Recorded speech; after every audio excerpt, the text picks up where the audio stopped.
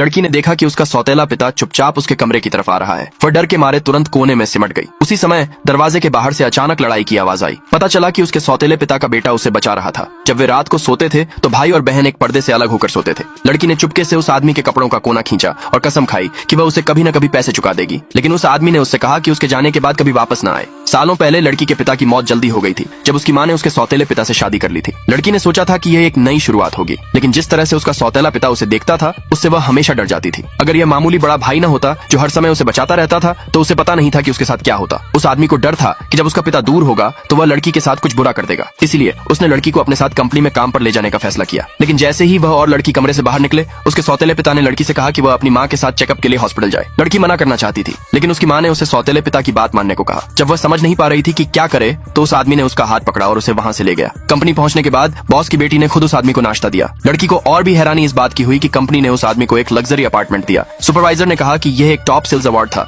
जिसके लिए बॉस की बेटी ने खास तौर पर उस आदमी के लिए अप्लाई किया था। लड़की को गलती से लगा कि उसका बड़ा भाई बाहर जाने वाला है और उसने उससे रिक्वेस्ट की कि वह उसे इतनी जल्दी पीछे न छोड़े। लड़की को इतना डरा हुआ देखकर आदमी ने कहा कि वह अपार्टमेंट असल में उसके रहने के लिए था। काम के बाद वो आदमी उसे अपने नए घर ले गया ताकि लड़की वहां आराम से रह सके। आदमी ने उसे बताया कि दरवाजे के लॉक पर सिर्फ उसके फिंगरप्रिंट रिकॉर्ड किए गए थे। अगर वह मिलने आता भी तो अंदर जाने से पहले उसे लड़की के दरवाजा खोलने का इंतजार करना पड़ता। लड़की बहुत खुश थी, आखिरकार उसे एक सुरक्षित जगह मिल गई थी। लेकिन देर रात तक लड़की को उसकी मां के टेक्स्ट मैसेज आते रहे। उसकी मां उसे घर जाने के लिए कहती रही और उस पर मतलबी होने का इल्जाम लगाती रही। घुटन महसूस करते हुए लड़की ताजी हवा लेने के लिए खिड़की के पास गई, लेकिन अपार्टमेंट बिल्डिंग के नीचे अपने सौतेले पिता को देखकर वह डर गई। लड़की तुरंत फिर से कोने में सिमट गई। अतीत की दर्दनाक यादें उसके दिमाग में पागलपन की तरह भर गईं। जैसे ही वह गिरने ही वाली थी बाहर से दरवाजे पर जोर से दस्तक हुई। जैसे ही उसने अपने बड़े भाई की आवाज सुनी लड़की ने तुरंत दरवाजा खोल दिया। अगले भाग के लिए नीचे कमेंट में पार्ट 2 लिखे।